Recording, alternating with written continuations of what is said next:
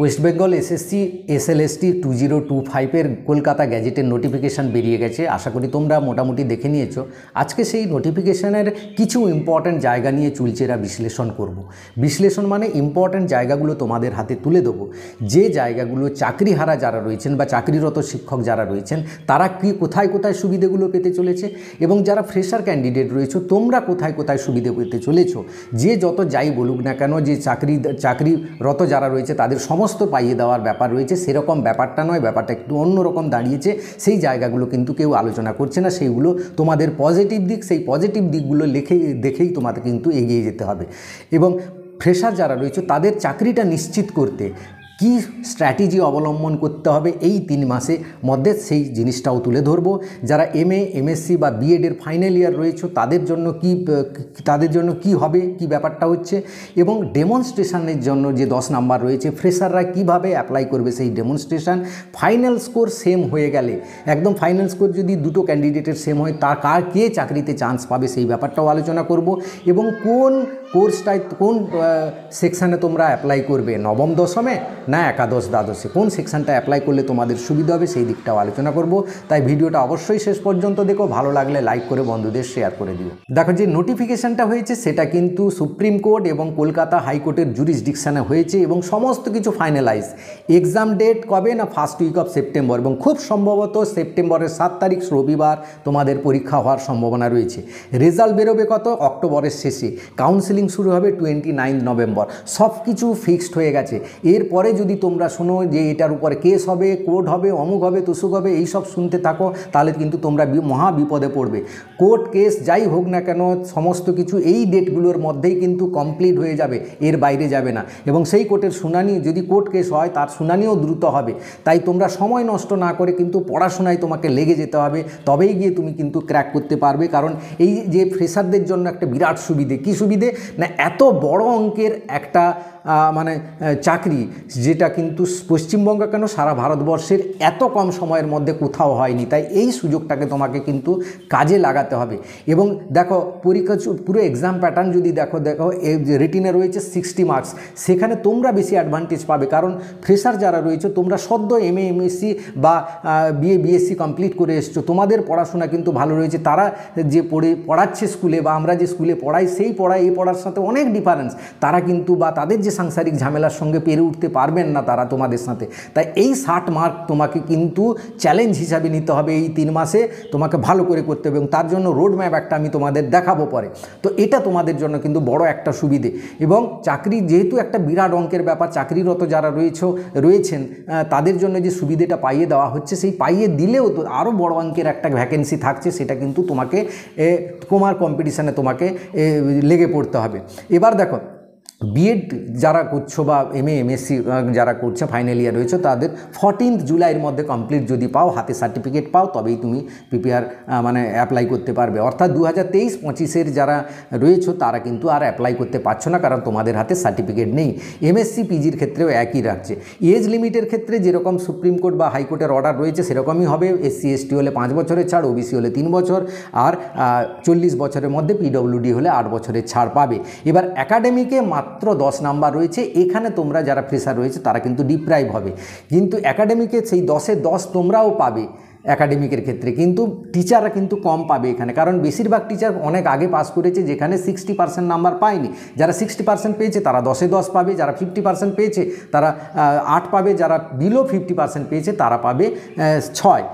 এই রকম ব্যাপারটা রয়েছে এখানে। তুমি যদি 59.9% পাও, তাহলে কিন্তু তোমাকে 60% ধরা হবে না, 50% ধরা হবে। অর্থাৎ বিলো 60% তুমি 8 পাবে, 10 পাবে না। 59.9 পেলেও তুমি 10 পাবে না, 8 পাবে। এটা তোমাকে কারণ রাউন্ড আপ করা হবে না, যা রয়েছে সেটাকেই ধরতে হবে তোমাকে। এবার টিচিং এক্সপিরিয়েন্সে দেখো, এইখানে তোমরা তো মার্ক খাবে, 10-এ 0 পাবে, তারা 10-এ 10 পাবে। কেন, সবাই কিন্তু টিচিং এক্সপিরিয়েন্সে কিন্তু 5 বছর হয়ে গেছে, অর্থাৎ 10-এ 10 পেয়ে যাবে তারা। এখানে আরেকটি বড় কম্পিটিশান তোমাদের সঙ্গে রয়েছে, কাদের না, প্যারা টিচার এবং পার্ট টাইমার যারা রয়েছে তারাও কিন্তু 10-এ 10 পাবে, তারাও হবে। কিন্তু যে প্রাইভেট স্কুলে টিচিং এক্সপিরিয়েন্স সেটা কিন্তু হবে না, সে 0 পাবে, সেখানে তার কিন্তু ক্যালকুলেট হবে না। তাই সরকারি স্কুলে যারা টিচিং এক্সপিরিয়েন্স সবাই সমস্ত টিচাররা 10 পাচ্ছে এখানে, এবং প্যারা টিচার বা কন্ট্রাকচুয়াল টিচার বা পার্ট টাইমার তারাও কিন্তু 10-এ 10 পাবে সরকারি স্কুলে যারা রয়েছে। এবার ইন্টারভিউতে 10 মার্ক, এটাও কিন্তু একটা বড় সুযোগ পাইয়ে দেওয়ার একটা ব্যবস্থা হবে, এবং সরকারও চাইছে, কারণ দৃষ্টিভঙ্গি তাই বোঝাচ্ছে, এটা বোঝানোর দরকার নেই, সেখানে টিচাররাদের বেশি মার্ক পাবে, তোমাদের জন্য কম মার্ক পাবে, সেই জন্য তোমাকে ইন্টারভিউটা ভালো করে দিতে হবে, বেশি মার্কস পাবে, কারণ বাকি ভ্যাকেন্সিগুলোতে তোমার তো চান্স থাকছেই। এবার দেখো তাহলে যারা শিক্ষক রয়েছেন বা যারা এক্সপিরিয়েন্স হোল্ডার রয়েছেন তাদের কি ব্যাপার রয়েছে, একাডেমিকে 10, এক্সপিরিয়েন্সে 10, ইন্টারভিউতে 10, ডেমনস্ট্রেশনে 10, 40 মার্ক কিন্তু হাতের মুঠোয় রয়েছে। তবে একাডেমিকে 10 সেই পাবে যে 60% অ্যাবাভ নাম্বার পেয়েছে, সেখানে কিন্তু ফ্রেশাররা এগিয়ে রয়েছে। এবার আমি কোনটাতে বিএ মানে ওবিসির ব্যাপারটা নিয়ে বলি। ওবিসির ব্যাপারটা দেখো, গত 26/5/2025 একটা West Bengal commission of backward class থেকে ডিএমদের একটা নোটিশ পাঠানো হয়েছে, সেখানে বলা হয়েছে আরও যে মানে 2009 সালের আগে যে জাতিগুলো ছিল তার সঙ্গে আরও 7টা জাতিকে ইনক্লুড করা হচ্ছে। এটা কিন্তু সেন্ট্রাল গভর্নমেন্টের রুলস মেনে হচ্ছে। সেই 7টা জাতি কি না, মাহিষ্য, বৈশ্য সাহা, কায়স্থ, সমুদ্রবাণী বণিক, দেশওয়ালি মাঝি, বেনিয়া, গান্ধা বণিক আর একাদশ তিলি, এই 7টা জাতিকে ইনক্লুড করা হচ্ছে। আর 2009 সালের আগে যারা ওবিসি সার্টিফিকেট আছে তারা এলিজেবল। 2009-এর পরে যে জাতিগুলোকে অ্যাড করা হয়েছিল ওবিসি এ এবং ওবিসি বির ক্ষেত্রে, তারা কিন্তু জেনারেল কাস্টেই গণ্য হবে, ওবিসি বলে গণ্য হবে না। এবার 2009-এর পর তোমার সার্টিফিকেট হয়েছে, কিন্তু তুমিও যদি তোমার সেই 60টা যে জাতি রয়েছে কেন্দ্র সরকারের, সেই 60টা জাতির মধ্যে পড়ো, তোমারটা এলিজিবল হবে, তুমি এনসিএল পাবে, কোনো অসুবিধে হবে না। এবার একটা রোড ম্যাপ দেখানোর চেষ্টা করি, যে রোড ম্যাপে তুমি এই 3 মাসে অর্থাৎ জুন, জুলাই, আগস্ট, সেপ্টেম্বরের মানে 7 তারিখ যদি পরীক্ষা ধরে নেই, তাহলে এই 3 মাস তোমাকে কিন্তু ফুল দমে লাগতে হবে। কোন কোন দিকগুলো তোমাকে দেখলে তুমি এই 3 মাসটাকে কাজে লাগাতে পারবে, দেখো দেখে নাও। এখানে তোমার সিলেবাসটা আগে ভালো করে দেখে নিতে হবে, সাবজেক্ট ওয়াইজ তুমি যে সাবজেক্টে দিচ্ছ সিলেবাসটা দেখে কোন কোন জায়গাগুলো ইম্পর্ট্যান্ট তোমাকে দেখতে হবে। তার জন্য প্রিভিয়াস ইয়ার কোশ্চেনগুলো দেখতে হবে। সেই প্রিভিয়াস ইয়ার যে এমসিকিউ দেখলে হবে, বা তার আগের যেগুলো এমসিকিউ ছিল না, 2 মার্কের প্রশ্ন ছিল, সেগুলো দেখলে হবে। দিলে তুমি ইম্পর্ট্যান্ট জায়গাটা খুঁজে পাবে, যে ওই জায়গাটা থেকেই পরীক্ষার প্রশ্নটি আসবে। তো প্রিভিয়াস ইয়ার কোশ্চেন পেপারগুলো ভালো করে দেখো। আর একটি জিনিস মনে রাখবে, এই যে নোটিফিকেশান বেরিয়ে গেল, এমসিকিউ লেভেলে পরীক্ষা হবে, মানে তুমি শুধু এমসিকিউ নিয়ে পড়ে থাকলে তাহলে কিন্তু পরীক্ষায় পাস করতে পারবে না, গ্যারেন্টি দিয়ে লিখে নাও। আর এই সময় কি হয়েছে না, ছাতার মতো গজিয়ে উঠেছে প্রচুর কোচিং সেন্টার টাকা লুটার জন্য। কিন্তু মনে রাখবে, বেশিরভাগ কোচিং সেন্টারে যারা পরীক্ষা দিচ্ছে তারা কেউ এসএসসিতে পাস করতে কোনো দিন পারেনি, বরং তোমার তৈরি করা নোট তারা নিয়ে পাস করবে। যদি নোট ভালো পেয়ে যায়, সেই নোট নিয়ে পড়ে তারা পাস করবে, তারা তোমাকে নোট চাইবে। হ্যাঁ, তো তাই ওই ছাতার মতো গুজিয়ে কোচিং সেন্টারে যাওয়ার দরকার নেই। তার থেকে বড় হচ্ছে কি, পিয়ার গ্রুপ করো। পিয়ার গ্রুপ মানে কি, 2 জন 3 জন 4 জন মিলে বসে পড়াশোনাটা করো। বাড়িতে 6 ঘন্টা 7 ঘন্টা 8 ঘন্টা পড়লে, প্রতিদিন 2 ঘন্টা পিয়ার গ্রুপ একসাথে বসলে, নিজে আলোচনা করলে সেখানে কার কোথায় উইক রয়েছে, কারণ তুমি যেটা পড়ছো সেটা কতটা ঠিক রয়েছে সেটা পরীক্ষা করার দরকার রয়েছে। সেটা পরীক্ষা করা তুমি নিতে পারবে না, তোমার জন্য তোমার বন্ধু দরকার বা তোমার একজন গাইড দরকার। যাদের সত্যি কয়েকটা পড়তে গেলে কয়েকটা জায়গায় অসুবিধা হবে বুঝতে তার জন্য একটা ভালো গাইড দরকার। সেই গাইডটা কী হবে না, তোমার অনার্সে বা বিএসসিতে পড়ার সময় যে টিচার ছিলেন তার সঙ্গে আলোচনা করতে পারো, বা তোমার মাস্টার ডিগ্রি করার সময় যে টিচারের সঙ্গে তোমার ভালো রিলেশন ছিল বা তার সঙ্গে তুমি আলোচনা করতে বা পড়তে, সেই তার সঙ্গে আলোচনা করে সেই জায়গাগুলো ক্লিয়ার করে নাও, তাতে বরং সুবিধে হবে। কোচিং সেন্টারে গেলে কি হবে জানো তো, তারা প্রথম দিন থেকে আজকে 120টা কালকে 240টা এমসিকিউ করাবে, যে এমসিকিউ তুমি পরীক্ষায় উত্তর লিখতে পারবে না।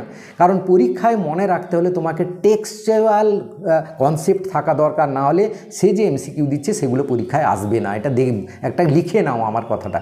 তো তাই ওই এমসিকিউ প্রথম দিন থেকে যাবে না। তবে হ্যাঁ, এমসিকিউ প্র্যাকটিস করতে হবে। কীরকম, টেক্সট পড়ার পর টেক্সট করে নিলে তার সঙ্গে বাজার চালিত কয়েকটা এমসিকিউ বই করে নিতে পারো, যেমন সাঁতরা পাবলিকেশান, তপতি পাবলিকেশান বা ডিএনবি পাবলিকেশান, এরকম যে ভালো ভালো পাবলিকেশানের যে বইগুলো আছে 2-1টা নিয়ে প্র্যাকটিস করতে পারো। কিন্তু পিয়ার গ্রুপ করে পড়ো এবং তার সাথে এমসিকিউ প্র্যাকটিস করো, তার সাথে কোনো একজন গাইডের সাথে আলোচনা করো। কোচিং সেন্টারে যাও না, সেখানে কিন্তু পুরো ঠকে যাবে বলে দিলাম। বেশিরভাগ কোচিং সেন্টার থেকে কেউ পাস করতে পারে না, যারা এইভাবে পড়াশোনা করে তারাই পাস করে। আমরা 3-4টা এসএসসি দিয়েছি, আমরা জানি ব্যাপারগুলো। তো কিছু টিচারও এসএসসি দেবেন এবারে, তারাও তোমার কম্পিটিশান, কারণ যারা অনার্সে তারা পিজিতে যেতে চাইবে, কিছু ট্রান্সফারের জন্য দেবে, তাই তাদের কম্পিটিশানটা কিন্তু তোমার কিন্তু এবারে খুব প্রবল, তাই তোমাকে কিন্তু উঠে পড়ে লাগতে হবে। এবার দেখো আরেকটা জিনিস বলে দিই, ভালো টেক্সট বুক পড়তে হবে। ভালো টেক্সট বুক মানে অনার্স লেভেলে যে টেক্সট বুকগুলো পড়েছো বা পাস কোর্সের যে টেক্সট বুকগুলো পড়েছো সেগুলো তোমাকে পড়তে হবে। আর একটা কি না, পুরো সিলেবাস পড়বে না, তুমি দেখে নাও প্রিভিয়াস ইয়ার কোশ্চেন ধরে কোন কোন ইম্পর্ট্যান্ট জায়গা, সেইগুলো ভালো করে পড়ো। পুরো সিলেবাস পড়লে রিডিং পড়া হবে, পড়াটা মনে রাখতে পারবে না। পড়া মনে রাখার জন্য কি থিওরি না রিভিশন। রিভিশন যে যত বেশি দিতে পারে সেই ভালো রেজাল্ট করে, সেই সবগুলো পরীক্ষায় ক্র্যাক করতে পারে। সে নিট হোক, জেই হোক বা যে কোনো পরীক্ষার এক্সাম হোক, এসএসসি হোক, WBCS হোক, যাই হোক, তাই তোমাকে ভালো করে রিভিশনটা দিতে হবে। সেই রিভিশনটা ভালো করে দেওয়ার জন্য তোমাকে সময় বার করতে হবে, একটাও সময় নষ্ট করা যাবে না। এই সময় ফোন বন্ধ, এই সময় দরজার চার দেওয়ালের মধ্যে তোমাকে বন্দি করে নাও। এই চার দেওয়ালের মধ্যে যে যত বেশি বন্দি করে রাখবে এই 3 মাস, তার চাকরি তত বেশি গ্যারেন্টি হবে। তো এই ছিল আজকের ভিডিওটা অবশ্যই লাইক করে বন্ধুদের শেয়ার করে দিও। Thank you for watching.